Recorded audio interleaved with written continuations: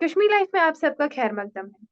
Jammu Kashmir administrative service JKAS का result हाल ही में आया, जिसमें Jammu Kashmir public service commission JKPSC के 187 पोस्ट के लिए उम्मीदवार मुंतखब किए गए। इसी लिस्ट में कश्मीर डिवीजन से जो टॉप पर रही सना फयाज, जिसका नाम आप लोगों ने देखा होगा, उन्हें 1138.50 पॉइंट्स हासिल है। इतना ही नहीं, सना ने जेकेएएस के साथ साथ यूपीएससी का भी एग्जाम दिया था और दिसंबर 2022 में उन्होंने इंडियन ट्रेड सर्विस में assistant director general of foreign trade के तौर पर ज्वाइन भी किया है। तो इन्होंने ना सिर्फ जेकेएएस बल्कि यूपीएससी का एग्जाम भी क्रैक किया है। तो आज हमारे साथ है सना फयाज, उनसे जानेंगे उनकी जर्नी के बारे में। सना, आपको कश्मीर लाइफ में इस्तकबाल है। अस्सलाम वालेकुम। कॉन्ग्रेचुलेशन आपकी इस अचीवमेंट के लिए। Thank you so much. Thank you. Okay, तो आपसे हम जानेंगे सबसे पहले कि आप कश्मीर में कहाँ से हैं। मैं कश्मीर में श्रीनगर से हूँ। श्रीनगर में पीरबाग, हैदरपुरा। ओके, तो आपकी स्कूलिंग कहाँ से हुई है। मेरी स्कूलिंग श्रीनगर का एक गर्ल्स स्कूल है, presentation convent higher secondary school, जी वहीं से जी। 12th तक मेरी स्कूलिंग वहीं हुई। ओके, तो आपकी क्वालिफिकेशन क्या है, मीन आपके सब्जेक्ट्स वगैरह, डिग्रीज। मैंने बीटेक किया है एनआईटी श्रीनगर से ही। ओके उसके बाद मेरे पास एक पोस्ट ग्रेजुएट सर्टिफिकेट है क्लाइमेट चेंज स्टडीज में। और बस यही।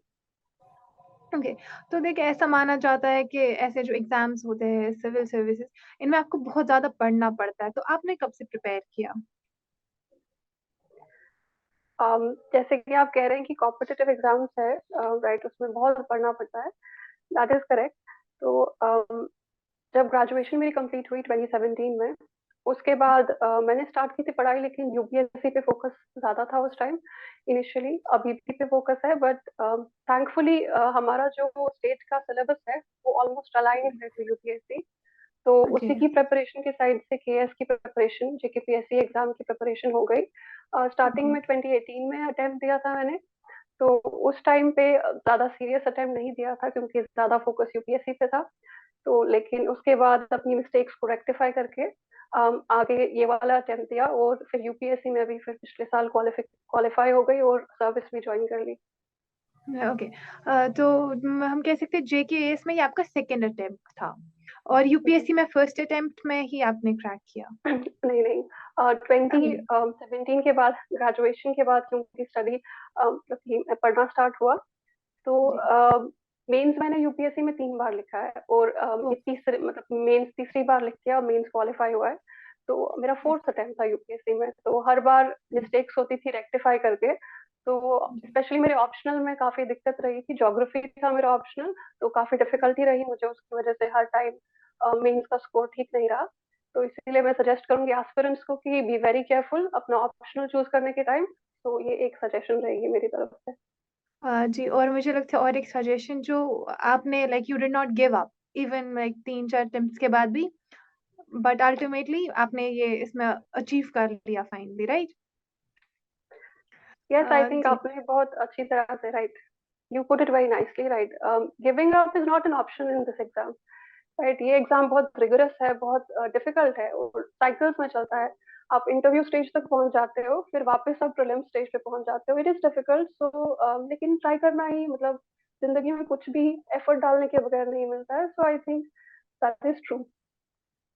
ओके, तो इसका जैसा कि आपने कहा एग्जाम्स में बहुत ज्यादा रिगरस प्रिपरेशन रहती है, तो मैं आपसे जानना चाहूंगी कि आपका क्या शेड्यूल रहा, कि ऐसे लाइक हाउ मेनी आवर्स आपने इसमें इन्वेस्ट किए, चाहे वो पढ़ने के लिए, या आपका क्या प्रिपरेशन पैटर्न रहा। बट आई थिंक काफी मतलब सीरियस एस्पिरेंट्स को ये पता होगा कि नंबर ऑफ आवर्स इसमें मैटर नहीं होता उतना, डिपेंडिंग ऑन आपकी मतलब how much you put in, वो एफर्ट मैटर करता है। कुछ लोग 3 घंटे पढ़ लेते हैं और इतनी कंसंट्रेशन से पढ़ते हैं कि काम हो जाता है। कुछ लोग, किसी दिन पढ़ाई अच्छी नहीं होती है तो ज्यादा एफर्ट डालना पड़ता है।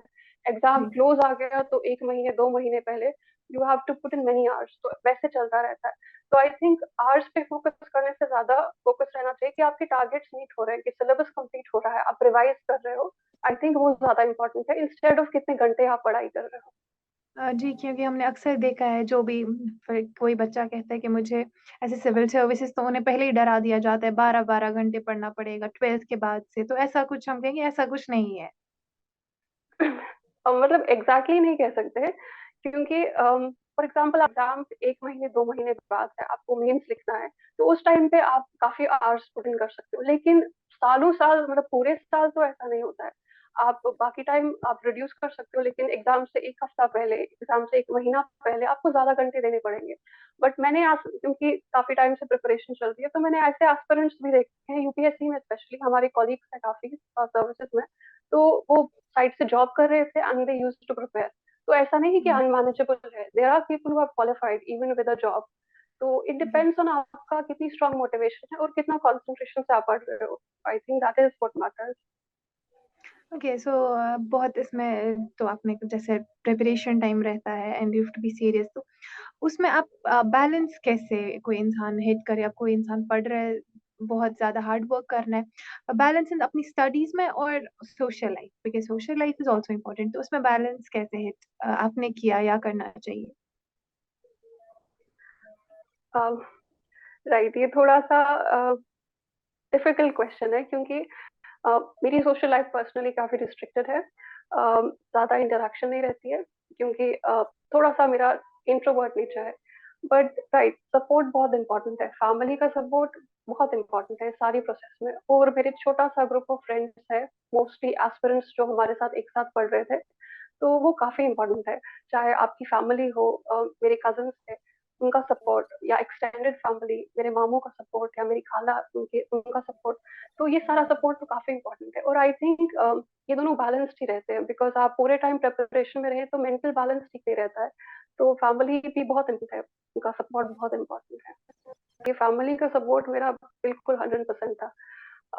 एवरी सेटबैक जो मुझे इस जर्नी में फेस हुआ, उस टाइम पे my family was very supportive, और आई थिंक उनके सपोर्ट के बगैर मैं शायद कभी क्वालिफाई नहीं कर पाती। मेरे मामा, मेरे पापा, इवन माय सिबलिंग्स, मेरी बहन का स्पेशली बहुत ज्यादा कंट्रीब्यूशन है, मेरी कजिन्स का और एक्सटेंडेड फैमिली का। तो आई थिंक वो बहुत इंपॉर्टेंट फैक्टर है इन सक्सेस। ओके तो आपकी फैमिली में इससे पहले किसी ने ऐसे एग्ज़ाम्स दिए हैं सिविल सर्विसेज़ या यू आर द मेरी फर्स्ट वन? फैमिली फैमिली में तो किसी ने नहीं दिया है। मेरे पेरेंट्स है वो तो एसोसिएट प्रोफेसर है, तो टीचिंग बैकग्राउंड ही है उनका। तो और एक्सटेंडेड फैमिली में भी इस लाइन ऑफ करियर में कोई इससे पहले नहीं है। ओके तो फिर ऐसा आपका बैकग्राउंड है कि ऐसा नहीं कि there was someone in family जिसको आपने देखा। So who has been the inspiration throughout? Actually inspiration के लिए तो एक्चुअली मेरी फैमिली ही मेरी इंस्पिरेशन है। मेरी मदर, क्योंकि she is a working woman, तो उनने अपनी पर्सनल लाइफ और अपनी फैमिली को दोनों को इक्वली इम्पोर्टेंस दी और दोनों को बैलेंस किया। वो एक बहुत बड़ा सोर्स ऑफ इंस्पिरेशन था मेरे लिए। उनका हर दिन जो स्ट्रगल था टू बैलेंस बोथ, अपना ड्यूटी करना और अपना फैमिली का भी सब कुछ करना, अपने बच्चों को मतलब कि एजुकेशन देना, और मेरे पापा भी, उनका सपोर्ट पूरी फैमिली के लिए, उनका हार्ड वर्क देख के I think that has been the biggest inspiration इस जर्नी में मेरे लिए। ओके सो आपसे लास्ट में जानना चाहेंगे कि ये जर्नी इजी नहीं होती है नो डाउट अभी जो है ये अचीवमेंट बिल्कुल it's worth it but journey easy नहीं होती है इसमें बहुत कुछ फेस करना पड़ता है चैलेंज आते हैं अलग अलग टाइप्स के आपने उन्हें कैसे ओवरकम किया या आपकी लाइफ में क्या चैलेंज रहे? जैसे आपने बहुत क्लियरली बोला, ये काफी डिफिकल्ट नहीं है, कॉम्पिटिटिव एग्जाम है, तो राइट, श्योरिटी नहीं है, गारंटी नहीं है कि इतना प्रिपरेशन के बाद भी आपको एंड में सक्सेस मिलेगी या नहीं। तो आई फील कि काफी एस्पिरेंट्स का मैं शेयर करती हूँ, जो एंग्जाइटी होती है वो तो होती है एग्जाम से पहले, एवरीबडी इज एंग्शियस, सब लोगों को श्योर नहीं होता है एग्जाम हो जाएगा, अगर नहीं होगा तो बैकअप प्लान नहीं होता है। और इस टाइम पे इकोनॉमिकली सिचुएशन भी दुनिया में भी अच्छी नहीं है, स्टेट में भी अच्छी नहीं है, कंट्री में भी अच्छी नहीं है, तो डिफिकल्ट है, स्पेशली लोग जॉब सिक्योरिटी ढूंढ रहे होते हैं।